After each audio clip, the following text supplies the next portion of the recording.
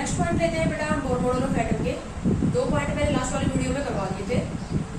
तो जो third point है, थर्ड पॉइंट क्या है इसको समझ लो पहले।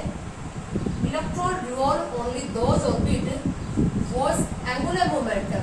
एंगुलर मोमेंटम सिंपल जो मोमेंटम होता है वो होता है मास इनटू वेलोसिटी।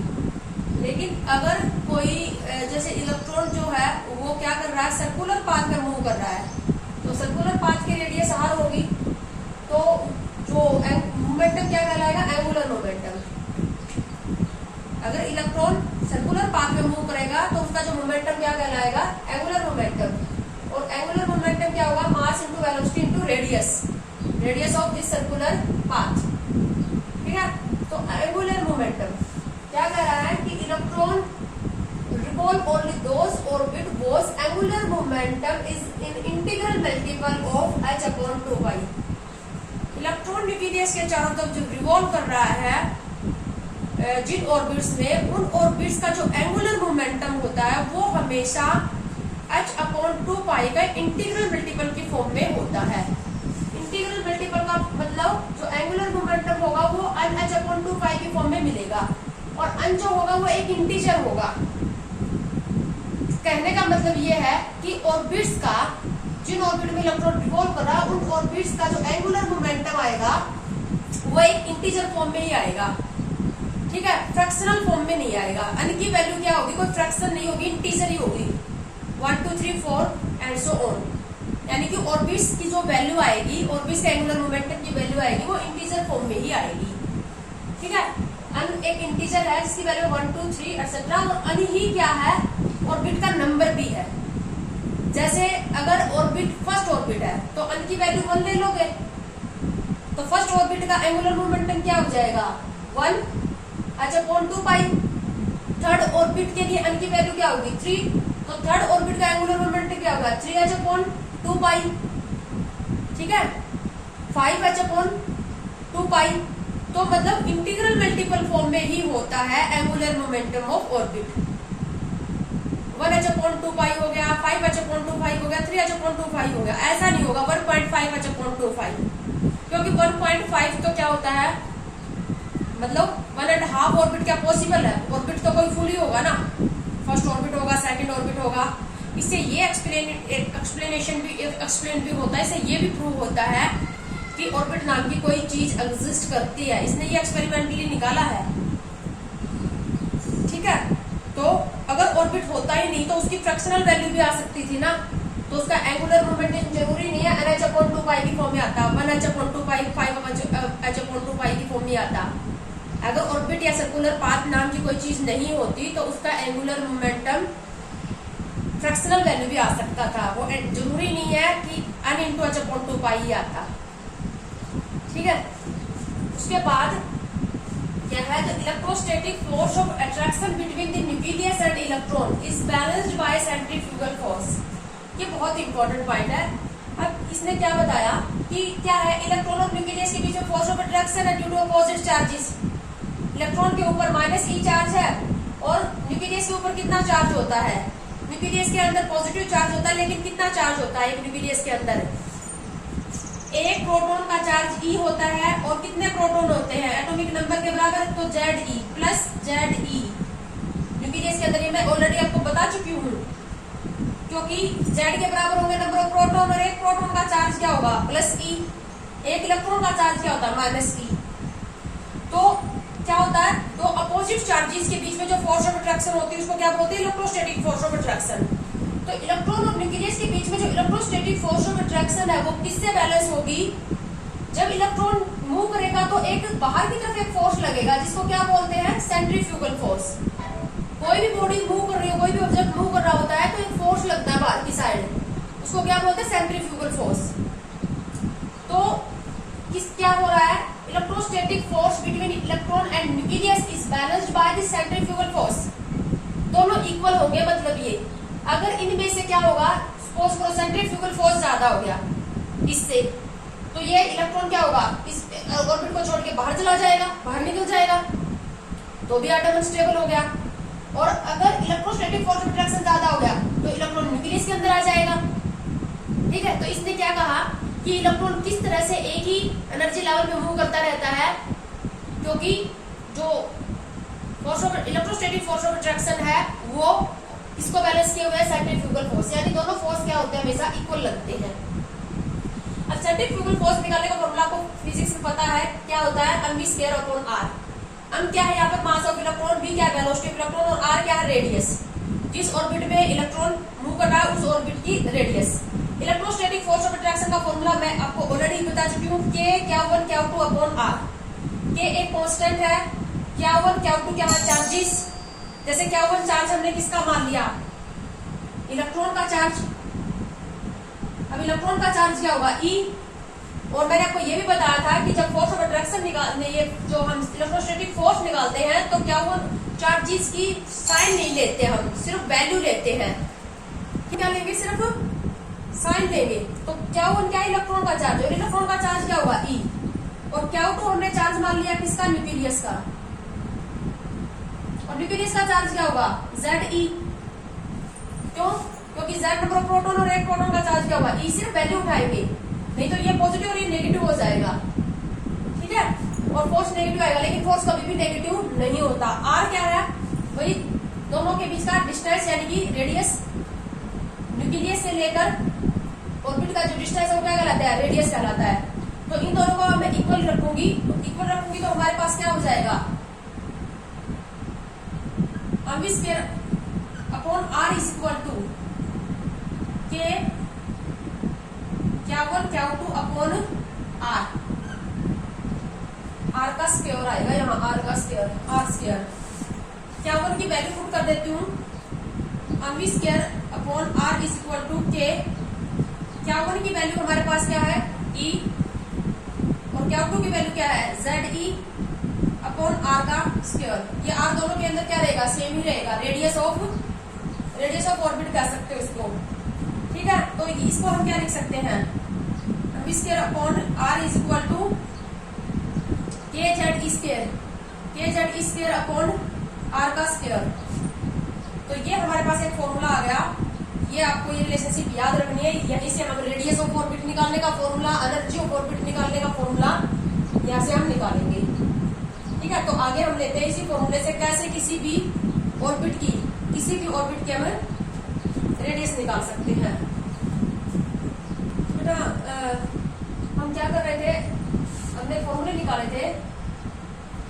इलेक्ट्रोस्टैटिक जो फोर्स ऑफ अट्रैक्शन है वो सेंट्रीफ्यूगल फोर्स ऑफ अट्रैक्शन के इक्वल होता है। तो हम क्या लिख सकते हैं, जो सेंट्रीफ्यूगल फोर्स उसका फॉर्मूला क्या होता है, mv square upon r is equal to electrostatic force किसके इक्वल है, k Q1 Q2 upon r square.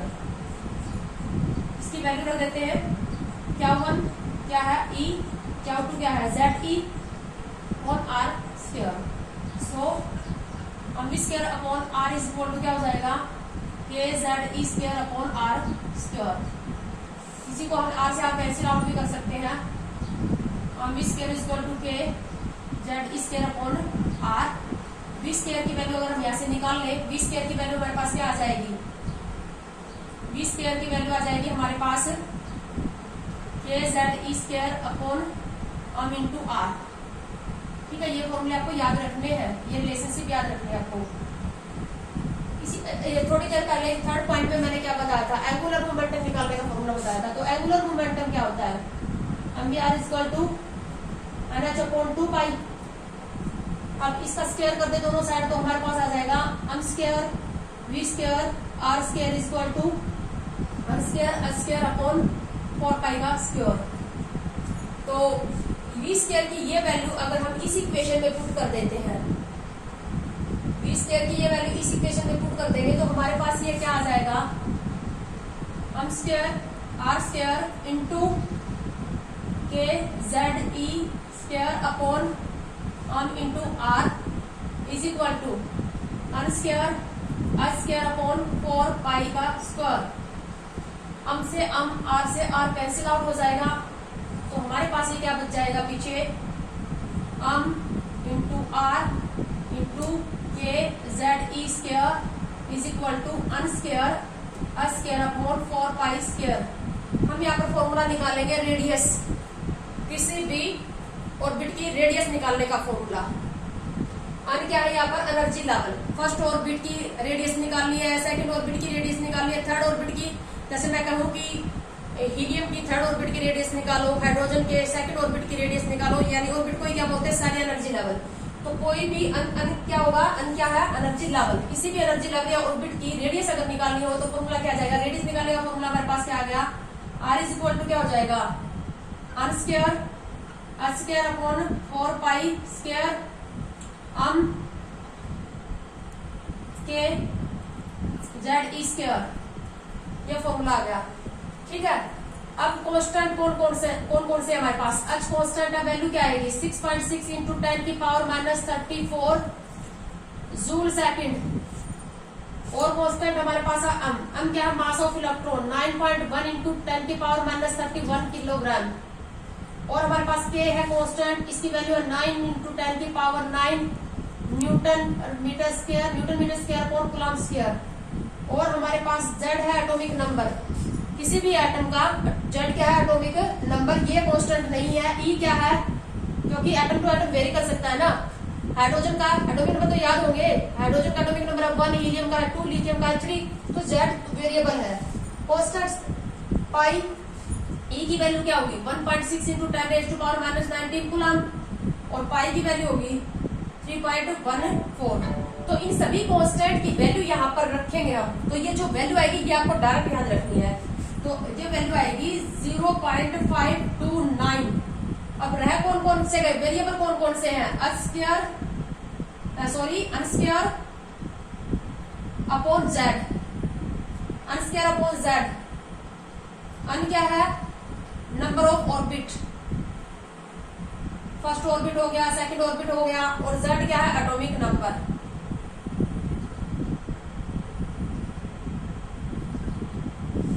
तो ये आ गया किसी भी एटम के किसी भी अनंत एनर्जी लेवल या ऑर्बिट की रेडियस निकालने का formula, R equal to 0.529 n square upon Z. ठीक है, और ये एंगस्ट्रॉम में आएगी, ये वैल्यू किस में आएगी, एंगस्ट्रॉम में। ये बात भी आपको ध्यान रखनी है, रेडियस की एंगस्ट्रॉम में आएगी। फिर आप मीटर वगैरह में 1 एंगस्ट्रॉम 10 की पावर माइनस 10 मीटर में इसको कन्वर्ट कर सकते हो। तो इसी से ये जो फॉर्मूले हैं, मैंने आपको ये 2-3 फॉर्मूले बताए हैं, ये फॉर्मूला हो गया। ये इन्हीं से हम आगे एनर्जी, किसी भी अनंत एनर्जी लेवल की एनर्जी निकालने का फॉर्मूला, वेलोसिटी निकालने का, इलेक्ट्रॉन की वेलोसिटी निकालने का फॉर्मूला, ये बाकी के फॉर्मूले जो हो वो ड्राइव करेंगे। तो फिलहाल हमारे पास ये फॉर्मूला आया है। अब हम इस फॉर्मूले से हम ये देख रहे हैं कि जो रेडियस है वो डायरेक्टली प्रोपोर्शनल है किसके, अन स्क्वायर के, और रेडियस जो है वो इनवर्सली प्रोपोर्शनल है किसके, एटॉमिक नंबर के। इसका मतलब अगर ऑर्बिट का नंबर इंक्रीज होगा तो रेडियस भी क्या होगी, इंक्रीज होगी। यानी कि जैसे हमारे पास हाइड्रोजन का एटम है, हाइड्रोजन एटम है, उसके लिए अगर अन की वैल्यू 1 है, यानी कि अन की वैल्यू 1 का मतलब फर्स्ट ऑर्बिट, और अन की वैल्यू 2 का मतलब सेकंड ऑर्बिट। तो हाइड्रोजन के फर्स्ट ऑर्बिट और सेकंड ऑर्बिट में से किसकी रेडियस ज्यादा होगी,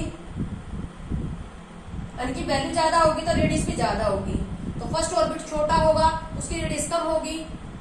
ये बात वैसे यहां से समझाने की भी जरूरत नहीं है। देखो तुम, ये फर्स्ट ऑर्बिट है, ये सेकंड ऑर्बिट है, ये थर्ड ऑर्बिट है, तो फर्स्ट ऑर्बिट की रेडियस ये होगी, ये सेकंड की होगी, और ये थर्ड की होगी। तो जैसे जैसे अन की वैल्यू बढ़ती जा रही है वैसे वैसे रेडियस तो बढ़ती ही जा रही है ना।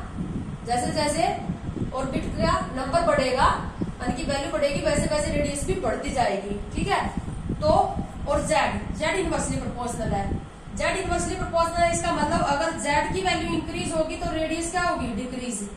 अब जैसे हमारे पास एक तो हाइड्रोजन है और एक हीलियम एटम है, इन दोनों का हम कंपेरिजन करें, हाइड्रोजन एटम और हीलियम एटम का अगर हम कंपेरिजन करें, तो अब जैसे कि हीलियम के फर्स्ट ऑर्बिट और हाइड्रोजन के और हीलियम दोनों के फर्स्ट ऑर्बिट की रेडियस में किसकी ज्यादा होगी, दोनों का, इसका भी फर्स्ट ऑर्बिट है और इसका भी फर्स्ट ऑर्बिट है, इनकी वैल्यू दोनों के लिए सेम ले रखी है। तो किसकी रेडियस ज्यादा होगी, जेड, जिसका क्या होगा, ज्यादा होगा। जेड, हीलियम का एटॉमिक नंबर कितना होता है 2, और हाइड्रोजन का एटॉमिक नंबर कितना है, ऑर्बिट दोनों के सेम है, अन की वैल्यू इसके लिए भी 1 है और अन के लिए इसकी वैल्यू भी 1 है, लेकिन एटॉमिक नंबर जेड इसके लिए 1 है और इसके लिए जेड क्या है 2। तो जिसका जेड ज्यादा होगा उसकी रेडियस क्या होगी, स्मॉल। क्यों, क्या कारण है, वैसे भी तुम लोग लोगों ने 10th क्लास में पीरियोडिक टेबल पढ़ी है, तो पीरियोडिक टेबल में क्या पढ़ा है, लेफ्ट टू राइट जैसे जैसे एटॉमिक नंबर बढ़ता जाता है वैसे रेडियस एटॉमिक साइज स्मॉल होता जाता है। एटॉमिक साइज या एटॉमिक रेडियाई क्या होती है, डिक्रीज होती जाती है। When we move from left to right in periodic table, the atomic radius or atomic size decrease because the atomic number increase. Atomic number increase होने की वजह से क्या हो जाएगा, क्योंकि एटॉमिक नंबर इंक्रीज होने की वजह से न्यूक्लियस के अंदर क्या हो जाएंगे, प्रोटॉन ज्यादा हो जाएंगे। प्रोटॉन ज्यादा हो जाएंगे तो फोर्स ऑफ अट्रैक्शन, इलेक्ट्रॉन और न्यूक्लियस के बीच में फोर्स ऑफ अट्रैक्शन ज्यादा हो जाएगी, तो इलेक्ट्रॉन को ज्यादा अपनी तरफ अट्रैक्ट करेगा, तो उनके बीच में क्या हो जाएगी, कंट्रैक्शन, और साइज क्या होगा, कम होगा। ठीक है, तो ये हमारे रिजल्ट थे बोहर मॉडल ऑफ एटम के बिहाफ पर। तो अभी हम इस वीडियो में इतना ही करेंगे, बाकी का हम नेक्स्ट वीडियो में